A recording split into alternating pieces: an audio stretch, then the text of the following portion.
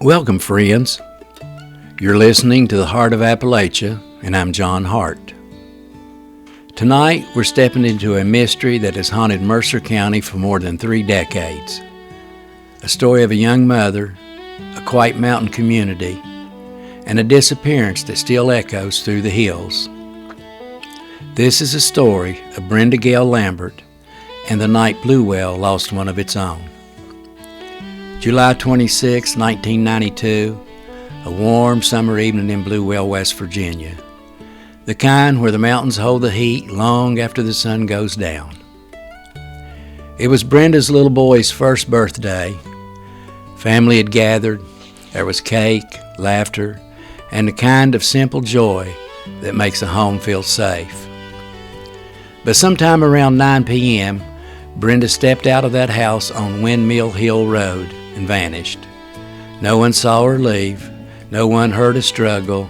No one noticed anything unusual. Her car was still in the driveway. Her clothes were still inside. Her purse, her belongings, untouched. Even the clothes she had been wearing were left behind. It was as if she had walked out of her life and dissolved into the night. But Brenda didn't run. She had 2 children she adored. She had plans, she had hope, and she had fear. Just weeks before she vanished, Brenda filed a domestic violence complaint. She had been choked, threatened, frightened enough to seek help. 16 days before she disappeared, she called the police to ask how to drop the petition. People close to her said she'd been strangled on more than one occasion. She was trying to leave a dangerous situation, and that's often when danger peaks. Her estranged husband, Raymond Lambert, was reportedly the last person to see her that night. But he wasn't the only man in her life.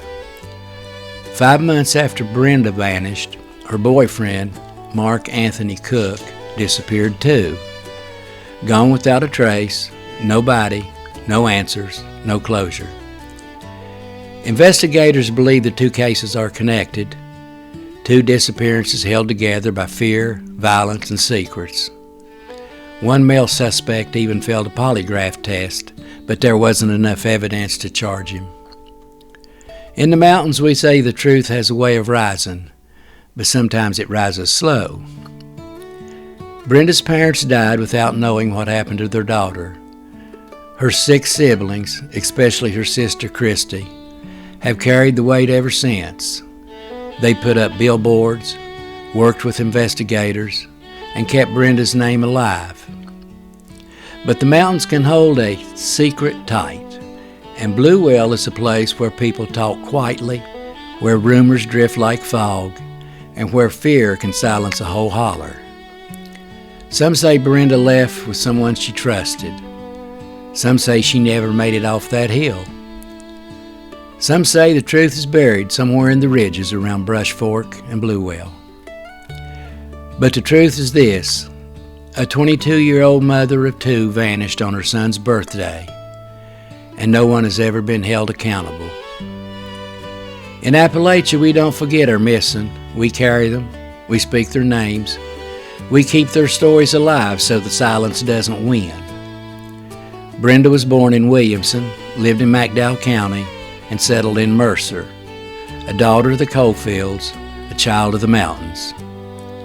Her story isn't just a case file, it's a wound, a reminder that even in places where everyone knows everyone, a person can disappear without a trace.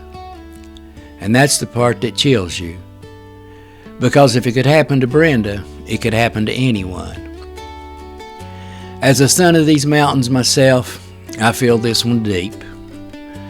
This isn't just a mystery, it's a piece of Appalachian heartbreak. A young woman trying to escape violence. A mother who didn't get to watch her children grow. A family still waiting for a knock on the door that never comes. The mountains remember, and I believe the truth is still out there, waiting for the right voice, the right moment, the right courage to bring it into the light. This has been The Heart of Appalachia, and I'm John Hart. If this story stirred something in you, if you remember Brenda or know someone who might, share this episode. It helps more folks hear her name, and maybe, just maybe, it helps bring her home. If you have information, contact the Mercer County Sheriff's Office, because silence protects the wrong people, and Brenda deserves better. God bless you, and I'll see you on down the road.